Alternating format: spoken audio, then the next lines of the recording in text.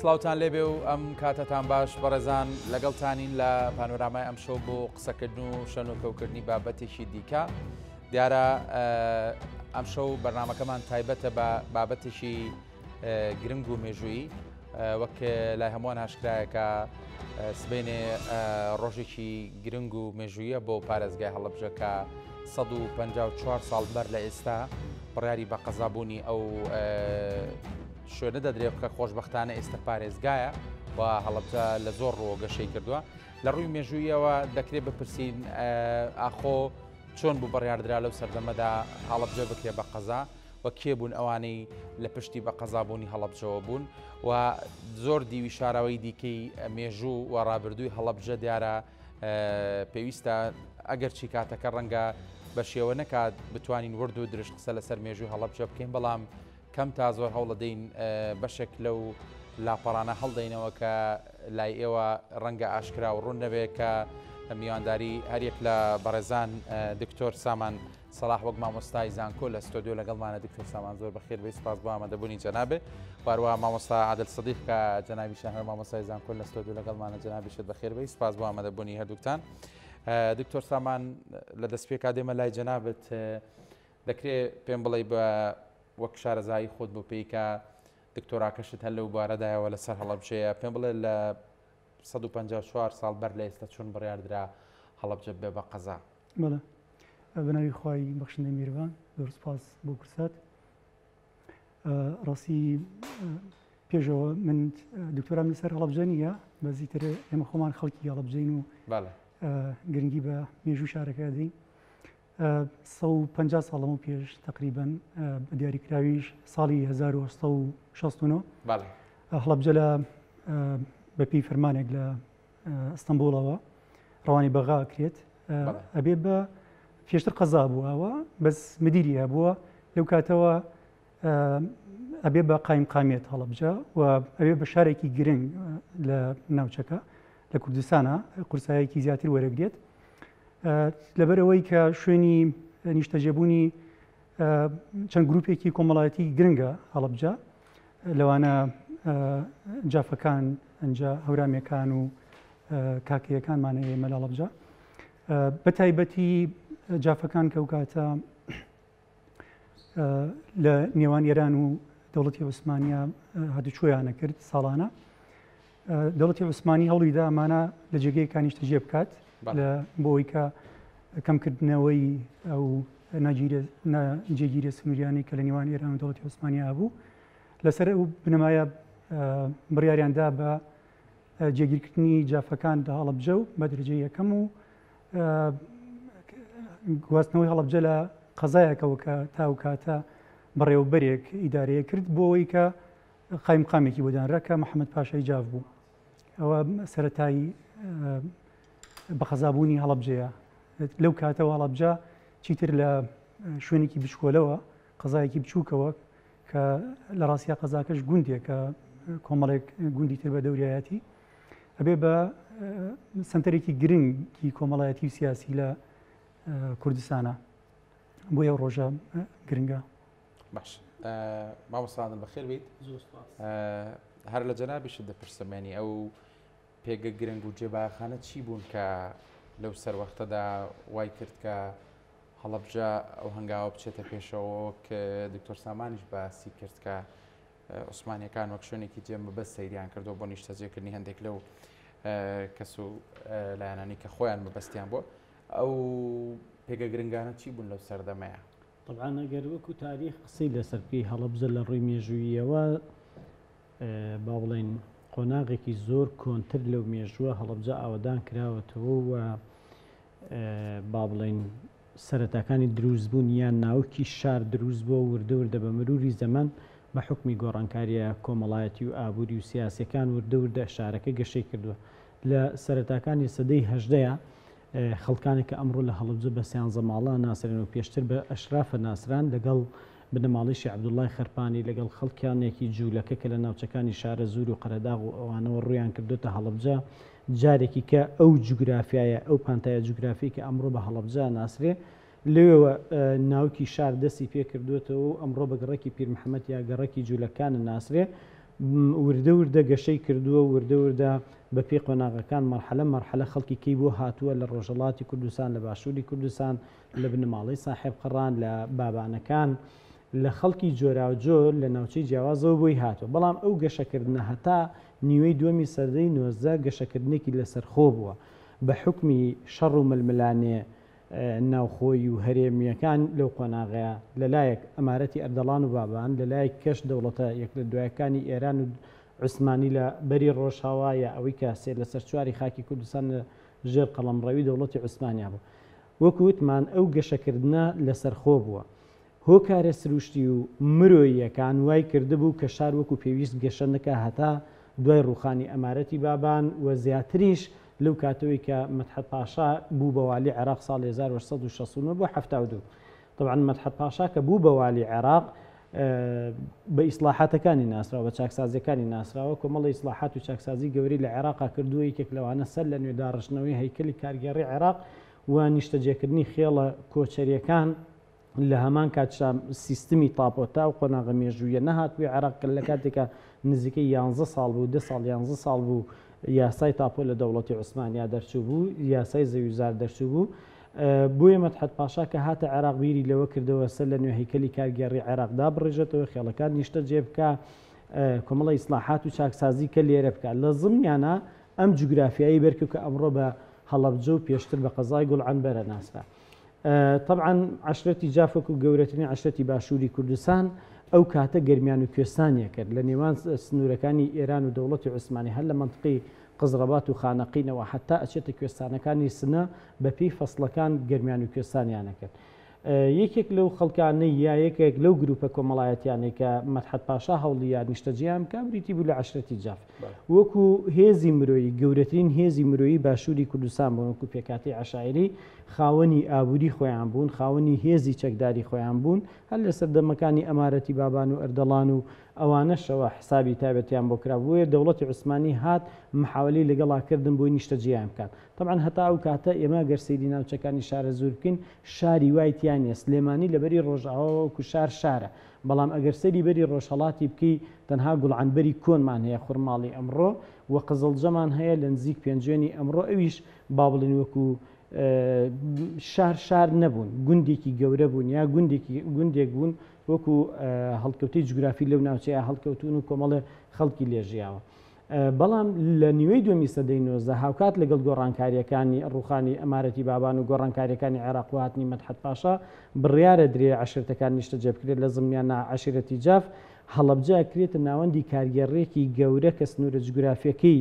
لە قزڵجە یا پێنجێنی ئەمڕۆوە دەست پێکە هەتا منطقەی خانەقین هەتا منطقەی قەرەداغ یەکەیەکی کارگێڕی نوێ دروستەکرێ بە ناوی قەزای گوڵعنبەر کە پێشتر ناوی خوڕماڵ بووە ئەهێندێ بۆ یەکە کارگێڕەکە و لە وەسایقی عوسمانیا لەوە بەدووە لە تۆمارە ڕسمی و ناڕسمیەکانە ئەوترێ قەزای گوڵعنبەر مرکزەکەی ئەڵەبجە لەوێەوە هەڵەبجە بێ بە با بڵێن سنتەری قەزایەکی گەورە و گرنگ لەگەڵ تێپەڕبوونی قۆناغە مێژوویەکانیشە ئیتر هەڵەبجە لە پلەسیەوە پلەسی قەزابوون لە ناو دەوڵەتی عوسمانیا وردە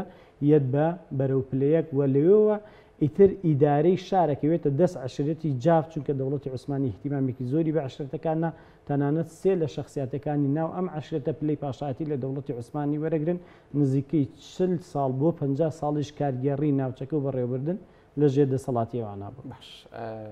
دەگەڕێمە وڵات دکتۆر سامانەنی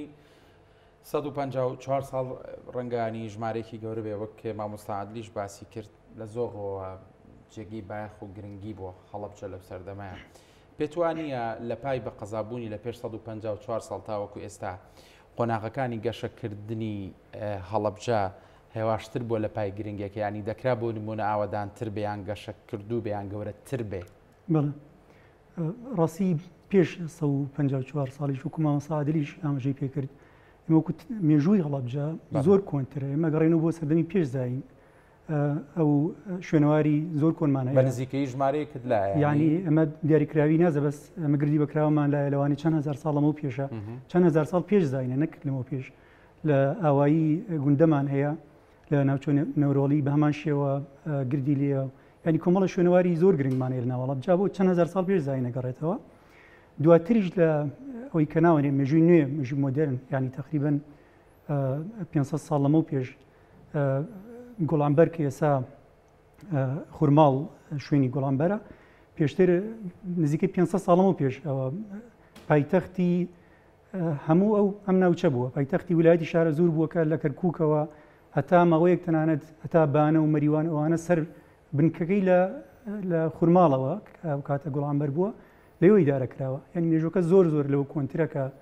تەنانەت بۆ 154 ساڵ بکەڕێتەوە بەڵام گرنگی ئەم جارەیان 154 ساڵ لەوە دەست پێکات پەیوەندی بە مێژووی نزیکی ئێمەوە هەیە تایە کە عشیرەتە کوردیەکان بەتایبەتی عشرەتی جاف ئێمە وەکو مام ساعتیل دیسانە باسی کرد ئێمە عشرەتی جاف ئەگەر گەورەترین عشرەتی هەموو کورد نەبێت نەک باشووری کوردستان تەنیا عشرەتێکە کە بەسەر ئەو ڕوبەرە جوگرافیە فراوانە بڵاو بوو بێتەوە یعنی بەتایبەتی ئەگەر ئێمە سەر سنووری نێوان ئێران و عوسمانی وەربگرین هەر لە جەلەولا و لە سادیەوە هەتا وەکو تقریبا نزیکی بانە بڵاو بوونەتەوە مەسن ساڵانە تا نزیکی سنە ڕۆشتون تا ناوچەی گەڕوس و سنە لە دیوی ئێرانەوە ڕۆشتون لێرەوە هەتا قەرەدا خاتون ینی گەورەترین عشیرەت بووە لە منتیقەکە لەوەی دەوڵەتی عوسمانی ئەمانە جێکاتەوە سێ کەسایەتی لە سەردەمی عوسمانەکانە ئەم عشیرەتە لە دوای یەک ئەبن بە قایم خام لەو شوێنە ماوەی 40 ساڵ تقریبان ئیداری شارەکەیەکان ئیداری ناوچێکی زۆر گرنگ و حساسی دەوڵەتی عوسمانیەکەن کە سەر سنوورە ئێمە ئەوەی ئاگداری تاریخی عوسمانیە زانێت قەت ڕێگەیان نەداوە بە کەسێک 4-5 ساڵێک بەردەوام لە پۆستێکا بێت لەبەرەوەی کە استیغلالی پۆستەکە نەکات و دوایە کات جێپی خۆی قایم کات و لە دژی دەوڵەت هەڵگەڕێتەوە بەڵام زۆر قورس بووە ئەوان بتوان ئەمە لەگەڵ جافەکانە بکەن و لەگەڵ هەڵەبجا بیکەن لەبەرەوەی تاو کاتە جافەکان خەڵکیان لەگەڵا بووە عشرەتە کوردەکان پێکەوە مەسن ژمارەی زۆر عشرەتی کوردیمانەیە تیرەی تیرەمانەیە لە ناو عشرەتی جافە بە فەرمانی سەرۆک بنەماڵەی فەرمانڕەوایی جاف بە ئاسانی ئەگەر هەر زەختێکیان ڕوبەڕوو بۆیەوە لە دەوڵەتی عوسمانیەوە چوونەتە ئێران بە پێچەوانەوە لە ئێرانەوە هاتوونەتە ئێرە بۆیە زۆر قورس بووە بۆ هەرێک لە ئێران و دەوڵەتی عوسمانیش بتوانێت ڕامی ئەم عشرەتە بکەن ناچار بوون کۆمەڵ ئیمتیازیان پێبن کە بە هیچ عشرەتێکی تر نەدراوە لە ناوچەکە بۆ نمونە هەرگیز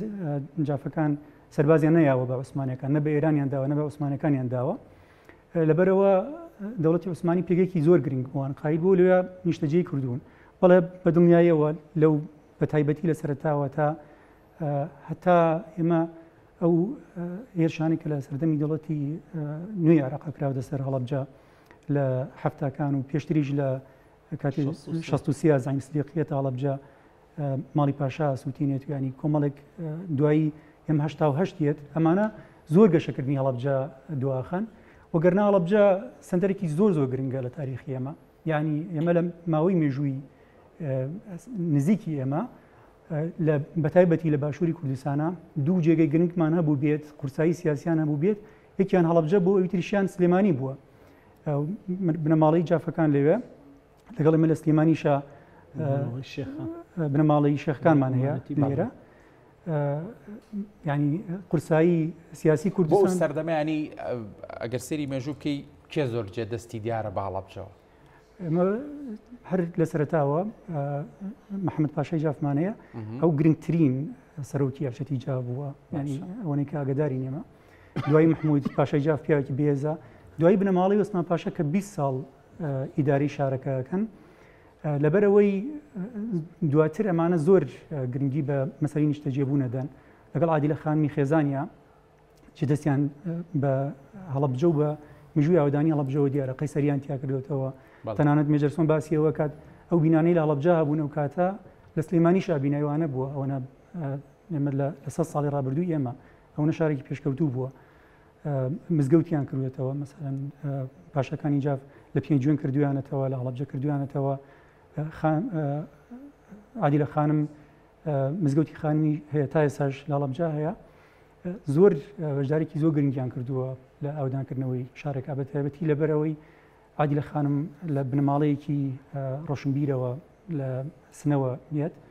یعنی کۆمەڵێک کلتور و فەرهەنگی شوێنی گەورەبوونی خۆی لەگەڵ خۆیان هێنێت وەسای ئێرانی هێنێت وەسای ڕۆژهەڵات هێنێت بۆ هەڵەبجە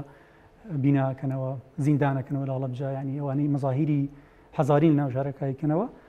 ینی ئەم شارە گەورە و ئەم پێشکەوتنە جددیە بەداخەوە ئەو هێرشە یەک لە دوایەکانەی حکوومەتی عراقی بۆ سەر هەڵەبجە هەمووی خاو کردەوە و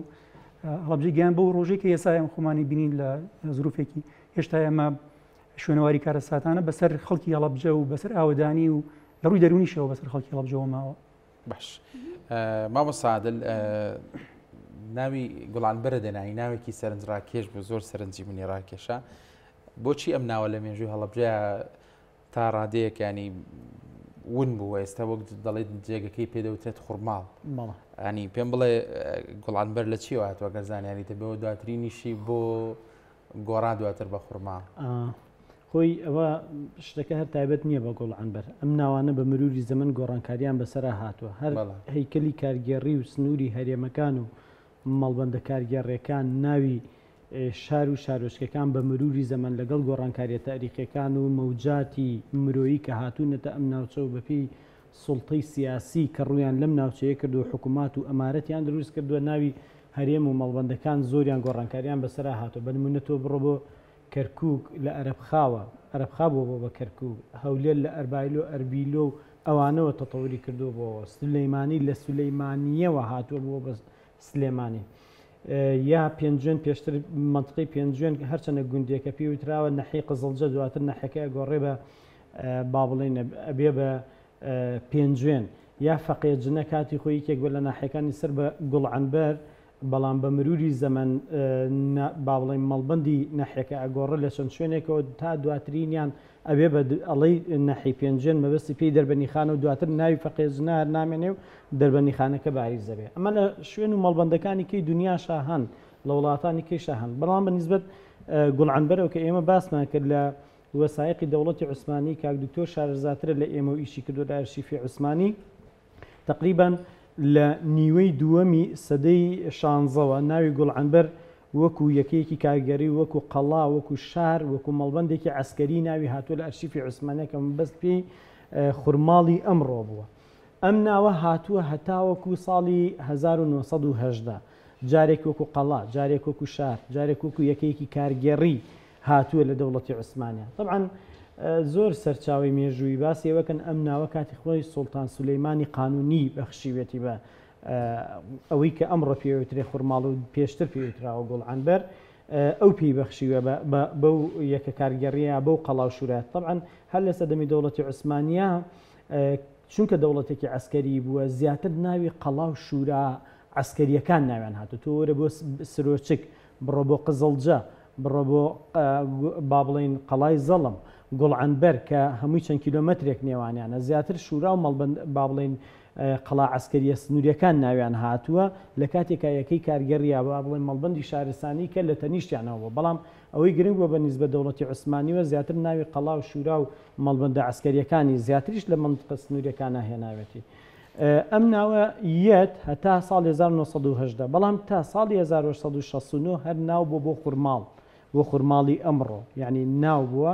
لە ئەرشیفی عوسمانی و لە وەسایقی عوسمانی و تۆماری ڕسمی و ناڕسمیە کە باسی گوڵعنبەرەکرێ مەبەستەکەی پێی خوڕماڵی ئەمڕۆیە بەڵام ساڵی 1969 کە هەڵەبجە لە بەڕێوەبەراتیەوە کرێتە قایم قامیەت وە قایم قامی بۆ داهاندرێ ئیتر ناوەکە ئەهێنرێ بۆ ئەو یەکە کارگێڕێ نوێیی کە دروستەکرێ و سنتەرەکەی ئەبێ بە هەڵەبجە هەتا ناوی هەڵەبجە لە ئەڵەبجاوە هاتووە لە ئەڵەبجەکەەوە هاتوو لە وەسایقی عوسمانی و نووسینە ئینگلیزەکان و نووسینە فارسیەکان 200 ساڵ تەنانەت لەو مەختوتانی لە مەداریسەکانی ناو هەڵەبجە و دەرەوەی هەڵەبجە خوێندراوە هەبوون و نووسراون کوردیش خۆی نووسیونی با بڵێن قوتابی و زانا و عولەمای کورد خۆی نووسیونیان هەر بە ئەڵەبجە نووسیویانە بە مروری زەمن لەگەڵ گەشەکردنی زمان ئەگەر تۆ سەیری ڕۆژنامەکانی پێشکەوتن و ڕۆژی کوردستان و ئومێدی استقلال و بانگی حەق و ژیانەوە و ژیان کە ئیتر لە بیستەکانە وردە و دەڕێنووسی کوردی با بڵێن زمانی کوردی بەکارە هێندێ و ڕێنووسی کوردی پەراسێنێ ناوی هەڵەبجەکە بێ بە هەلەبجەوە بێ بە هەڵەبجەت حوتی سەر و حوتی خوار و ئەوانە پێیابێ ناوەکەی گۆڕانکاری بەسەرایەت لەبەرەوە کاتی خۆی حکوومات و مەوجاتی زۆر هاتوونەتە ئەم ناوچەیە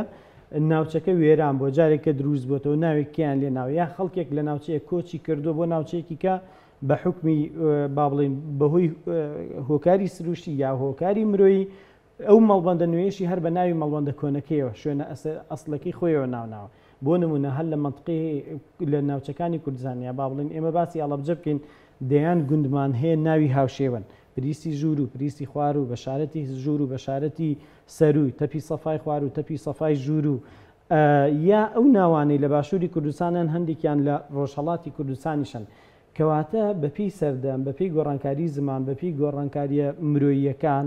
بەپی گۆڕانکاری سوڵتە سیاسەکان کە لەم ناوچەیە هەبوون گۆڕانکاری بەسەر ناوی هەرێم و مەڵبەندەکان نەهاتۆ من و تۆ ئەمڕۆ ئەڵێن قەرەداغ ناوێکی چییە؟ تورکیە. ئەڵەبجی کۆن ناوێکی تورکی سەلجوقیە، قەرە هەنجیر، قەرە حەسەن، هەموو ئەو قەرانەی کە لە کوردستانە هەن ناوەکانیان نەگەڕێتەوە سەردەمی سەلاجقە دەوڵەتی سەلجوقی دواتریش کە دەوڵەتی عوسمانی هاتووەتە سەر میراتێکی ئیداری و با بڵێن کارگێڕی پێشووتر کە دەوڵەتی سەلاجقە لەم ناوچەیە وجودیە بوو و ئەو ناوی زۆرێک لە هەرێم و مەڵبەندەکانی ئەوەی کە تورکیە ناوە قەدیمیەکان نەگەڕێتەوە بۆ سەردەمی ئەوان کەواتەوە شتێکی طبیعی بوو لە تاریخە ئەو خورماڵەش لە خورماڵەکە بە مروری زەمن چەند گۆڕانکاریێکی بەسەر هاتووە ئەگەر بیرم بێ یەکێک لە وتارە مێژووی یەکێک لە وتار و مەقالەکانی حەسەن فەهمی بەگی جافە ساڵی 1940ەکان لە گۆڤاری گەلاوێژ بڵاوێکاتەوە خورماڵیش یەکەم جا خورماڵ نەبووە چەند گۆڕانکاریەک بەسەر وشەکە هاتووە ئەنجا بووە بە خورماڵ. بەڵێ باشە. دکتۆر سامان باسی ئەوەم بۆ بکانی پێشتر لە قسەکان تا باسی ئەوت کرد کە بۆ نمونە زیاتر لە پێگاتەیەک لە ڕووی دینەوە لە هەڵەبجە ژیاوە و ئەمە ڕەنگە لە ڕووی ژیانکردنەوە دیمەنێکی جوان بێ کە چەند پێگاتەیەکی جیاواز لە شارێکا پێکەوە هەڵ بکەنەوە بتوانن دۆستایەتی دروست بکەن خزمایەتی ژیانکردن پێکەوە کار بکەن لە ئەوەی کە تۆ لە مێژوودا بەرچاوت کەوت بەیانی چێ بوونەوە پێگاتە سەرەکیانی کە لە هەڵەبجەدا ژیانیان کردووە؟ بە شێوەیەکی سەرەکی جافەکان موسڵمان ئەوانە لەگەڵ هەورامەکان هەمویان ئەوانە موسڵمان لە ڕووی دینیەوە گەر وەرگری ئێمە هاوەرەکانمانەیە ئەوانە کە لە بنڕەتالقێکن لە کاکەی لە یارسان مەسەن ئەهلی حەق و یارسان لە هەڵەبجا بوون جوولەکانیشمان هەبووە ئێمە لە هەڵەبجا ینی بەشێکی گرنگی مێژووی هەڵەبجە بوون ئەوانە هەمویان لە ڕووی کللتوریشەوە ئێمە چەند کللتورێکی جیاوازمانەیە دیسانەوە گەر بینە سەر جافەکان ئەمانە کللتورێکی خێڵکیان هەبووە هاتوو شوۆیان کردووە تا ڕەدەیەک کاکەیەکانمان نیشتەجێ بوون هەورامەکان نیشتەجێ بوون ینی گروپی نیشتەجێ بوون لەگەڵ جوولەکانە بۆی لە ڕووی کۆمەڵاتیشەوە ئەم تەنەوع هەبووە لە مێژووی هەڵەبجە ئەمانەش هەمویان تەواوکەر یەکتر بوون عادەتەن ئێمە ڕێزگرتنێکی گەورە هەبووە لە نێوانم پێکاتانە لە مێژووی هەڵەبجە کێ بۆ نبوونە زۆر دەستێکی باڵایە بۆ لەوەی کە پەیوەندێکی ئاشتەوایی لە بینی ئەم پێگاتانە بەردەوام سەقام گیرکە. بەڵێ ئێمە کاتی هینە سەر عادەتەن ئەوانەی کە سەرۆکایەتی کاروباری دینیان کردووە لە هەڵەبجە بە شێوەیەکی گشتی شێخانی نەقشبەندی بوون لە هەورامانی نیشتەجێ بوون ئەمانە دیدگایەکی زۆر جوانیان هەبووە و پێگەیەکی زۆر گرنگیانەیە لە زۆر گرنگ و قورسیانەیە ئەمە دوای وفاتی مۆلانا خالیدی نەقشبەندی دوو قورسایی لە ڕووی سۆفیگەریە و دوو قورساییمانەیە یەکەمیان بنەماڵەی شێخ عەبەیدوڵڵای ناهریە لە کە یەکەمیان سەید شێخ تەهای باوکی شێخ عەبەیدوڵڵا دوایی شێخ عوسمانی سراجیددینمانەیە کە لە هەورامان نیشتەجێ بوون بۆ ئێوانە قورساییەکی گەورەیانە بۆ لە ناوچەکە خەڵک لەوانەوە تعلیماتی ئاینی وەرگرتووە ڕۆڵێکی زۆر گرنگیانە بووە ئێمە لە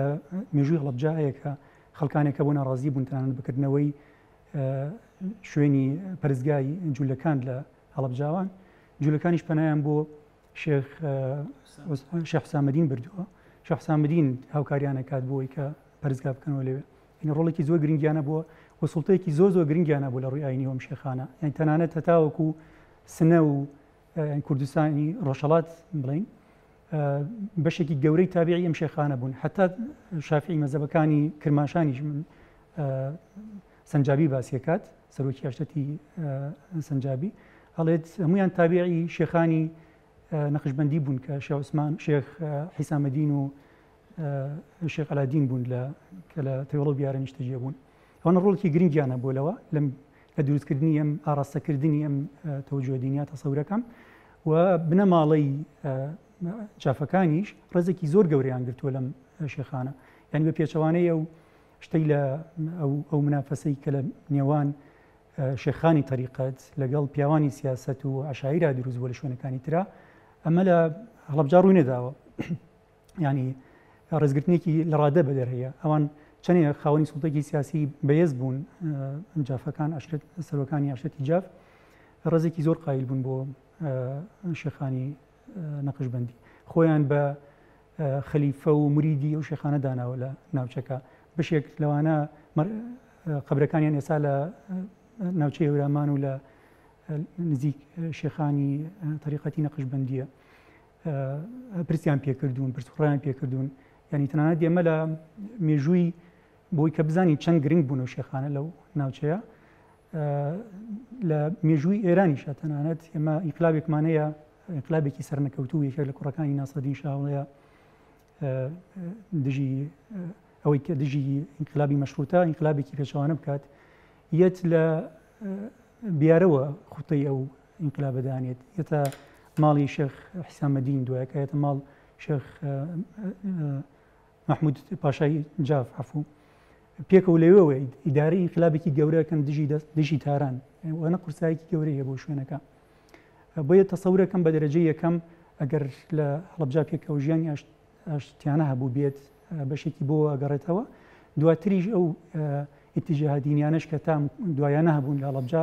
ئیتیجایەکی هەرمیان ڕەو بوون. ئێمە لە مێژووی هەڵەبجا ئەمەسا مەلا عوسمانمانەیە کەسایەتیەک بووە، ئەوانەی کە لە هەڵەبجان ینی ئەگەداری ڕۆڵی گرنگی ئەون لە ئاراستەکردن و تەژیاکردنی پێکەوژیانی ئاشتیانە لە ناوچەکە. تەنانەت ئەگەر پێکەوژیانی ینی ئاشتیانە نەبووایە کاکەیەکان تا ئێستاش لە هەڵەبجانیان نتوانیت بمێننەوە یا جوولەکان تا کۆچیان بۆ ئیسرائیل نەیانەتوانین لە ناوچەکە بمێننەوە. دیارە ژنگێکی زۆر لەباری پێکەوژیانی ئاشتیانە لە ناوچەکە هەبوو، بۆیە تا ئێستا ماونەتەوانە. باش مامۆستا عادل لە ڕووی ئەدەب و هونەرەوە ناوی دیارمان هەیە لە هەڵەبجەوە، گەر بە مێژوودا بڕۆینەوە کەسانێکن کە تاکو ئێستاش کاریگەریان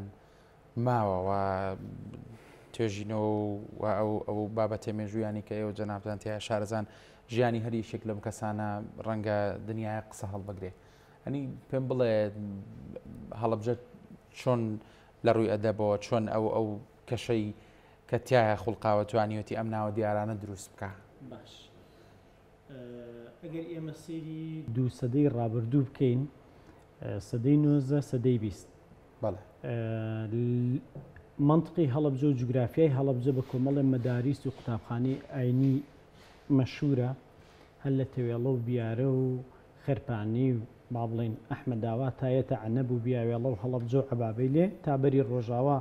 ئەو مەدرسە ئاینیانەی کە ئەکەونە بەری ڕۆژاوای هەڵەبجە لە پریس لە پێژاوا لە با بڵێن کاتی خۆی چرۆسان و ئەحمەد بڕندە و هەموو ئەو پاندایە جوگرافی کە مەداریسی زۆری لەبێت. طبعا لە وڵاتی ئێمەیە خەڵکی خوێنەوار بەر لە 20ەکان بریتی بوون لە زانایانی ئاینی و بریتی بوون لە فەقێ و تاکە مەڵبەندێکی خوێندنیش یا با بڵێن تاکە شوێنێک کە خەڵک فێری لێوەی فێری خوێندن و خوێنەواری بوو بێ بریتی بۆ لە مەدرسە ئاینەکان. لەم مەڵبەندە ئاینیانەوە خەڵکانێکی زۆر خەڵکانێکی با بڵێن خاوەن کەسایەتی جێدەستیار بە تاریخ و ئەدەبیاتی کوردیەوە لێرەوە هەڵکەوتون، لە عالم و عولەما لە فەقەیەکی زۆر لە مەداریسێکی زۆر لە زمانیانە کۆمەڵی خەڵکی ئەدیب و کۆمەڵە شاعیری و شخصیاتی باریز لە ئەدەبیاتی کوردیە. هەر تۆ سەیریکە لە مەسلەی شاعیرانی کلاسیک ڕۆمانتیک ڕیالیزم سەیری مەولەوی بکە وەکو شاعیرێک لە مەجای ڕۆمانتیکە، سەیری شاعیرانی کلاسیک لە نالی لە ئەحمەد موختار لە با بڵێن مەجزوب لە تاهیربەگ لە ناری لە ئەو شاعیرانەی کە لەوێ بوون. لە سەیری ڕیالیزم کە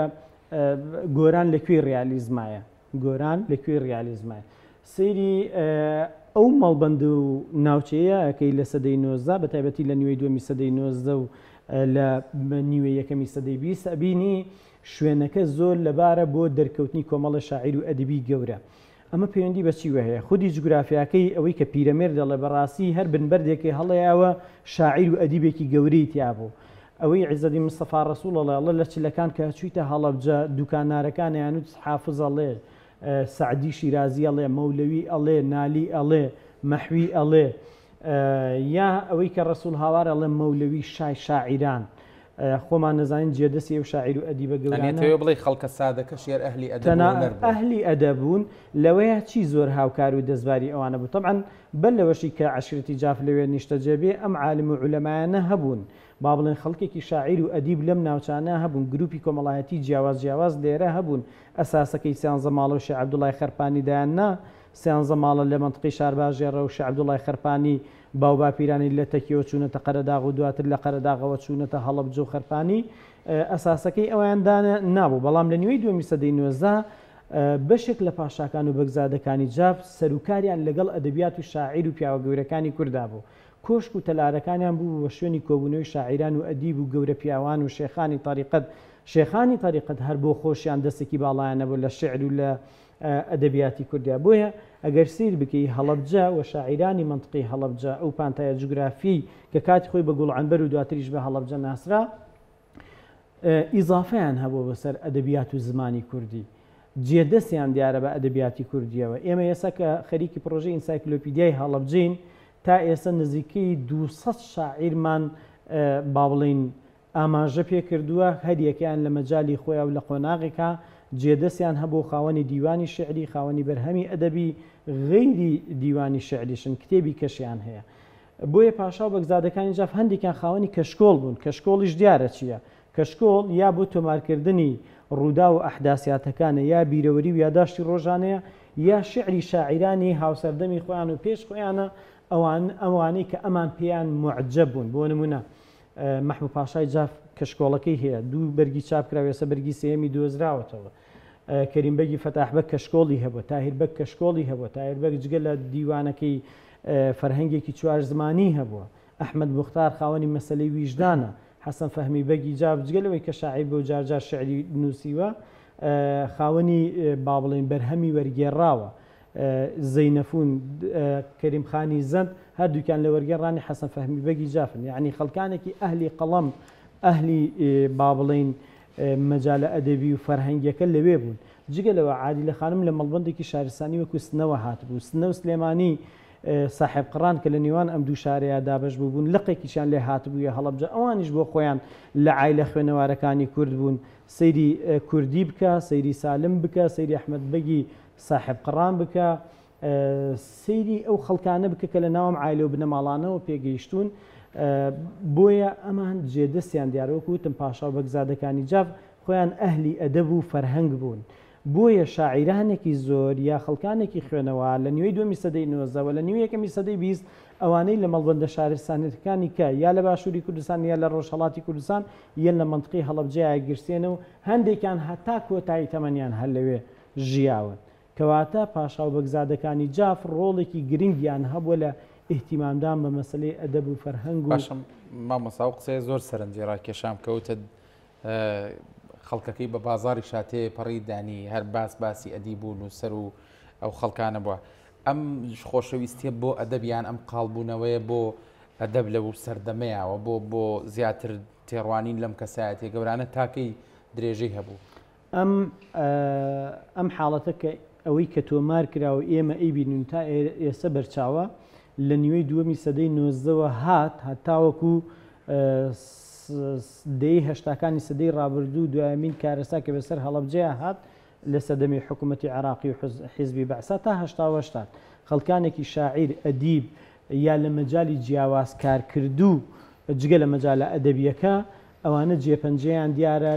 نەشاتیان هەیە کاریان هەیە چالاکیان هەیە بەرهەمی ئەدەبیان هەیە خەڵکانێکی ئەدەب دۆز بوون هەر سروشتی منطقەکە وا هەڵکەوتە بوو تۆ گەر سەیری باشووری کوردستان بکەی لەو قۆناغەیە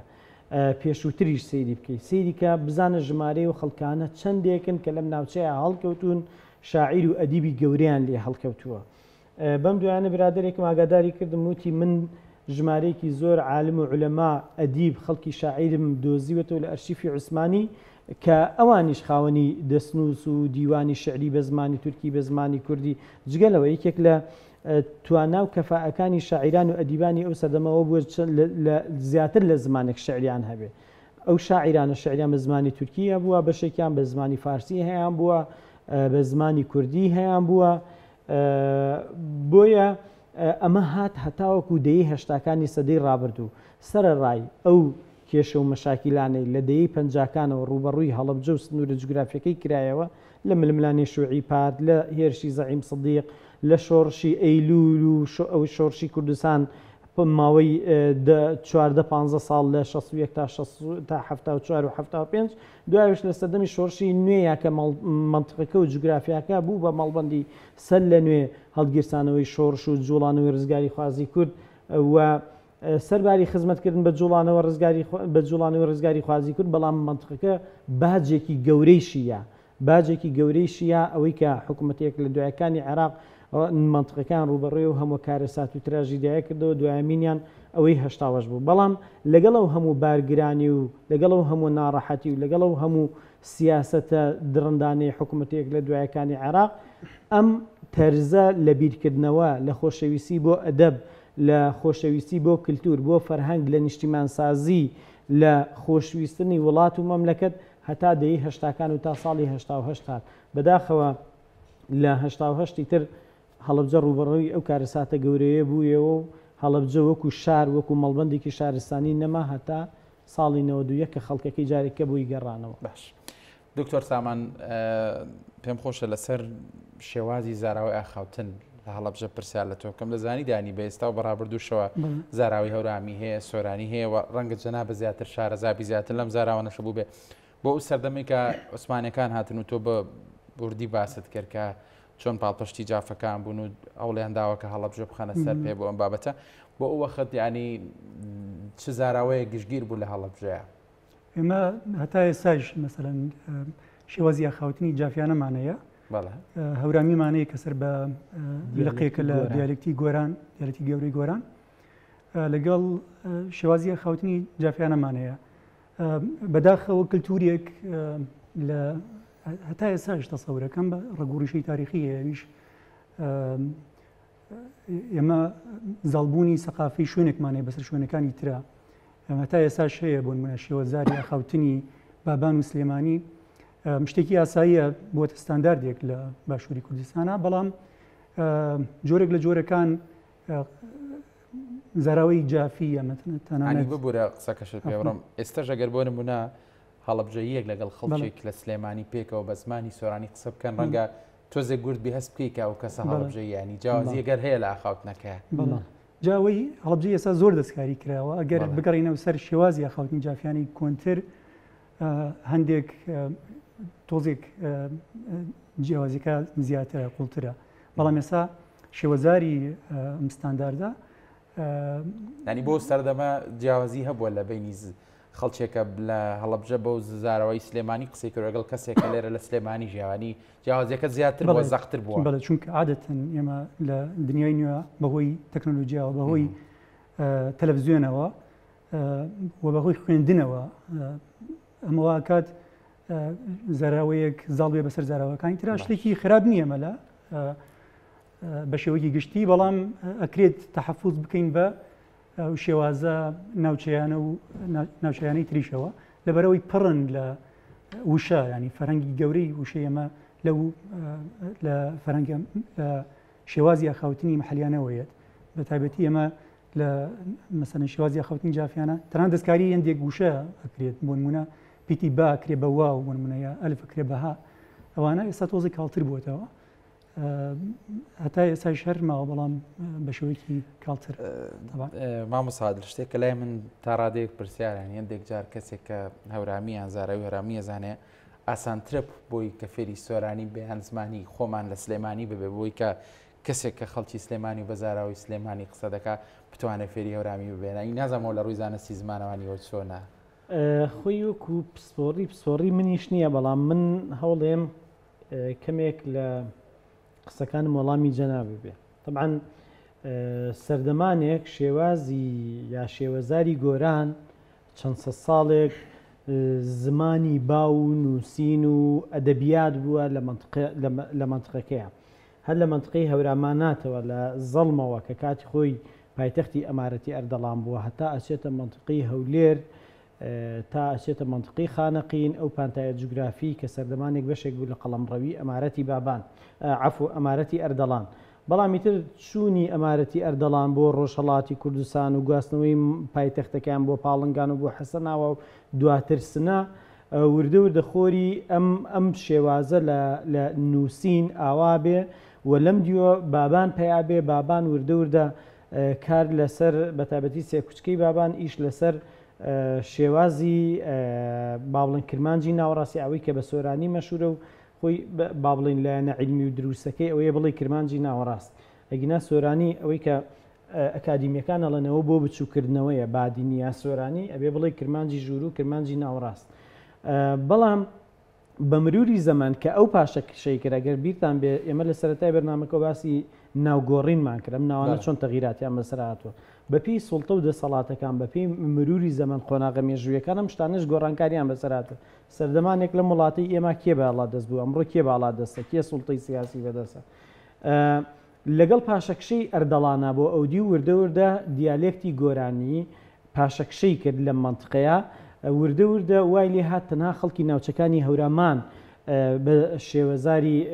با بڵێن هەورامی و کە بەشێکە لە دیالێکتی گۆران قسەیانە کرد لێرەوە ئیتر کرمانجی ناوەڕاست یا شێوازی سۆرانی وردە وردە لەگەڵ سوڵتە سیاسیەکەیە و ئیحتیمام پێدانی گەشەی کرد و گەشتە ئەو ناوچانش ئەوان نووسین لەوە بەدوام مەسلەی نووسین و قسە پێکردنی و بەکارهێنانی